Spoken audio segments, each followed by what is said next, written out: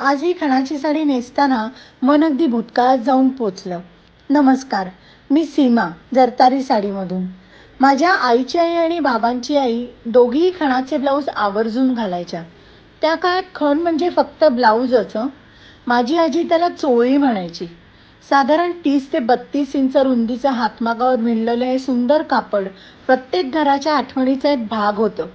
आज काळ बदलला, तंत्रज्ञान बदललं आणि त्या खणाचंच रूपांतर या अप्रतिम साड्यांमध्ये झालं. ही साडी नेसताना मला असं वाटतंय की मी फक्त एक साडी नाही नेसले, तर माझ्या आजींच्या आठवणी, त्यांची परंपरा आणि त्यांचा वारसाही जपला. परंपरा बदलत नाही, ती फक्त नव्या रूपात पुन्हा आपल्या भेटीला येते.